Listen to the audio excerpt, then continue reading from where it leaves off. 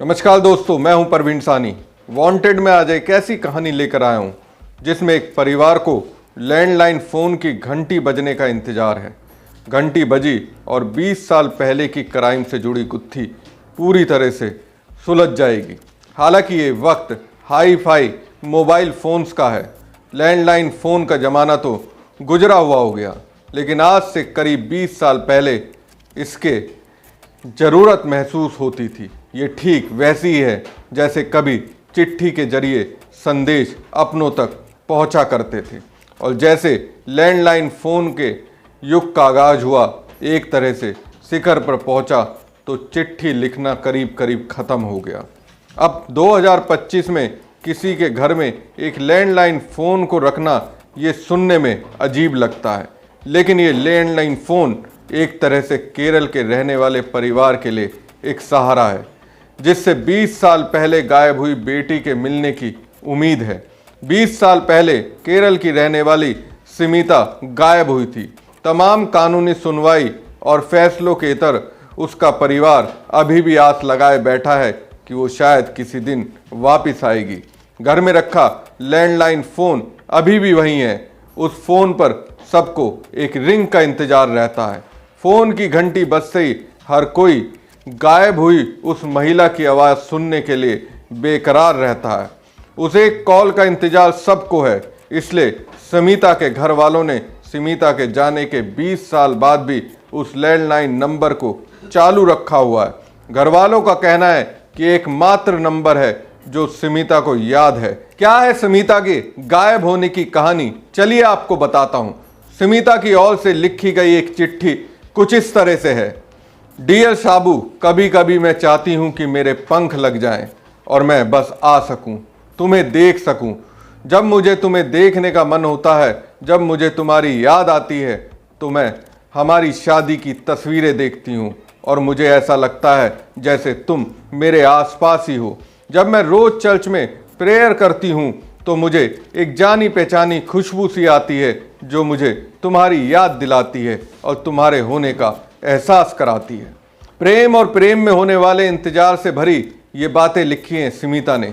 जून 2005 में स्मिता ने ये खत अपने पति को लिखा था, जब साबू दुबई में नौकरी करते थे और स्मिता केरल के कोची में रहती थी। इस खत को लिखे जाने से 1 महीने पहले ही दोनों की शादी हुई थी, लेकिन नौकरी के सिलसिले में जल्दी साबू को देश छोड़कर जाना पड़ा और स्मिता अकेली पड़ गई। स्मिता भी एक नौकरी करती थी, बाकी काम रूटीन का होता था। इसी बीच इंग्लिश स्पीकिंग क्लासेस भी जाती थी। सारी कवायद बस इसलिए थी कि वो दुबई में अपने पति साबू के पास पहुंच जाए। साबू को लंबे लंबे खत लिखे जाते थे और इनमें हर एक बात का जिक्र होता था। इस बात का भी कि ऑफिस जाने के लिए स्मिता से ने कौन सी बस पकड़ी, किस कुलीग से स्मिता का झगड़ा हुआ, और जब वो साबू के पास पहुंच जाएगी तो कहाँ कहाँ घूमेगी, क्या क्या खाएगी। जो बची रह गई वो बातें करेंगे। ऐसे करते करते शादी को पूरे 4 महीने गुजर गए और सितंबर आया। आखिरकार स्मिता का 55 दिनों का वीज़ा अप्रूव होता है और स्मिता के सपनों को पंख लग जाते हैं। इन्हीं पंखों के सारे स्मिता साबू के पास दुबई पहुंच जाती है, लेकिन नियति को शायद कुछ और ही मंजूर था। उसे दुबई पहुंचे अभी 2 दिन ही हुए थे कि खबर आई कि स्मिता साबू के घर से गायब हो गई और कथित तौर पर साबू के नाम एक लेटर भी छोड़ गई, जिसमें लिखा था, मैं अपने प्रेमी के पास वापस जा रही हूँ। स्मिता को जानने वाले जिस भी शख्स ने ये लाइन पढ़ी उसे विश्वास नहीं हुआ। जो स्मिता हर दिन बस साबू के पास जाने के सपने देखा करती थी, वो किसी और के पास जाने की बात कैसे लिख सकती है? कुछ और भी सवाल खड़े हुए। आखिर स्मिता गई कहाँ, और क्या उन्हें गायब करने की कोई साजिश हुई है? साबू ने स्मिता के गायब होने की खबर दुबई पुलिस को दी। रिपोर्ट भी लिखाई गई। कथित तौर पर स्मिता की तरफ से लिखे गए खत की एक कॉपी केरल पुलिस के पास भी भेजी गई। इस बीच जानकारी स्मिता के घर वालों को भी दी गई। स्मिता के पिता ए जॉर्ज ने साबू पर आरोप लगाया। पुलिस में शिकायत दर्ज करवाने की कोशिश की, लेकिन शिकायत नहीं लिखी गई। कहा जाता है कि स्मिता विदेश में गायब हुई है, इसलिए शिकायत भी वहीं लिखी जाएगी। उधर यूएई पुलिस स्मिता को खोज रही थी, लेकिन कुछ भी पता नहीं चल रहा था। इसी खोज में 3 साल गुजरे और 2008 आ गया। अब स्मिता के परिवार के सब्र का बांध टूटने लगा और स्मिता के पिता कोर्ट का दरवाजा खटखटाते हैं। कोची के मजिस्ट्रेट कोर्ट में मामले की सुनवाई होती है। कोर्ट भारत के विदेश मंत्रालय को आदेश देता है, कहता है कि विदेश मंत्रालय दुबई के अखबारों और टीवी चैनलों में स्मिता के गुमशुदा होने का विज्ञापन चलवाए। इधर स्मिता की तलाश में एक और कदम बढ़ाया गया और उधर साबू यूएई से केरल आ चुका था। यहाँ उसने कोर्ट में स्मिता से तलाक लेने की अर्जी डाली। कहा कि स्मिता ने उसको अपने प्रेमी के लिए छोड़ दिया है और अब उसके वापस आने की कोई उम्मीद नहीं है। तलाक मंजूर हुआ और साबू ने झटपट दूसरी शादी कर ली। लेकिन साबू ने सिर्फ बीवी नहीं बदली, बल्कि नौकरी और देश भी बदल दिया। साबू का अगला ठिकाना बना अमेरिका, जहां वो अपनी नई बीवी के साथ चला गया। देखते ही देखते 2011 आ गया। अब तक स्मिता की कोई खबर नहीं है। ऐसे में स्मिता के पिता ने पास के एक उद्घाटन में आए केरल के तब के मुख्यमंत्री ओमन चांडी तक पर अपनी बात पहुंचाई। जब जाकर कहीं केरल पुलिस ने केस दर्ज किया और केस को केरल पुलिस की क्राइम ब्रांच को सौंपा गया। गायब होने से पहले कथित तौर पर स्मिता के लिखे हुए खत की फॉरेंसिक जांच कराई गई। उसके लिए साबू और स्मिता दोनों के राइटिंग के सैंपल लिए गए और हैरान करने वाली बात सामने आई। खत की लिखावट साबू की लिखावट से मिल रही थी, न सिर्फ स्मिता की लिखावट से। ऐसे में केरल पुलिस को साबू पर खत की जालसाजी का शक हुआ और 2015 में वो पुलिस की गिरफ्त में था। खैर 90 दिनों की जेल काटने के बाद उसको जमानत मिल गई, लेकिन साबू को देश छोड़कर जाने की इजाजत नहीं थी। स्मिता को गायब हुए अब एक पूरा दशक गुजर चुका है। ऐसे में जब भारत में साबू को गिरफ्तार किया गया तो दुबई में भी ये मामला वापस खुल गया और कुछ नए और बहुत अहम खुलासे हुए। जैसे पता चला कि 2006 में यूएई के शारजाह शहर में एक गुमनाम लाश मिली थी, जो कि साल 2015 में वहां के ही एक मुर्दा घर में रखी गई थी। ऐसी संभावनाएं जताई गई कि हो सकता है कि ये लाश स्मिता की हो, क्योंकि स्मिता के पिता के किए हुए वकील शमसुद्दीन हुसैन का दावा है कि यूएई पुलिस के कहने पर केरल में स्मिता की मां और पिता के डीएनए टेस्ट कराए गए हैं। फिर उनको जब उस मुर्दा घर में रखी हुई लाश के डीएनए से मिलाया गया तो पता चला कि मां से तो डीएनए मिल रहा है, लेकिन पिता से नहीं। जब इन टेस्ट में संतुष्टि नहीं मिली तो यूएई पुलिस ने स्मिता की मां को दुबई बुलाया। मां और बेटी संजनी दुबई पहुंचे। वहां उनका वापस से डीएनए टेस्ट कराया गया और गुमनाम लाश की तस्वीर भी दिखाएगी। हालांकि वो तस्वीरें बिल्कुल भी साफ नहीं थी कि उनको देखकर पता लगाया जा सके कि वो स्मिता है या कोई और जब स्मिता की मां ने उस गुमशुदा लाश को देखने की मांग की तो उनको रोक दिया गया। कहा गया कि लाश तभी दिखाई जाएगी जब डीएनए मिलेगा। दुबई में 2-3 दिन रुकने के बाद दोनों वापस भारत आ गए। उन डीएनए टेस्ट की रिपोर्ट हमें आज तक नहीं मिली है। पता नहीं ऐसी कोई गुमशुदा लाश भी थी या नहीं।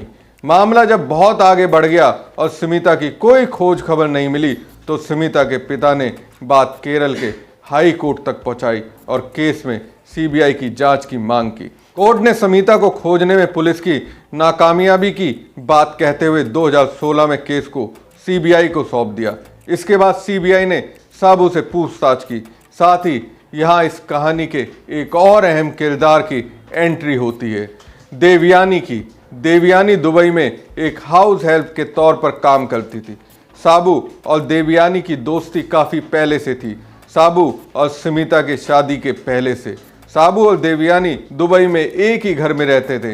यहाँ तक कि जब स्मिता दुबई पहुंची तो भी तीनों एक ही घर में रह रहे थे।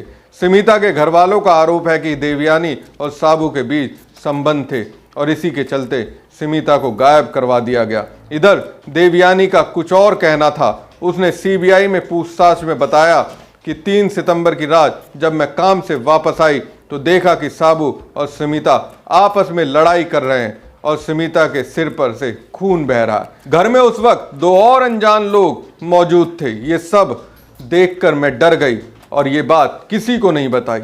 आगे उसने बताया कि स्मिता के कज़न ने उसको मारा और प्रताड़ित किया, जिसके बाद उन सबको जेल में जाना पड़ा था।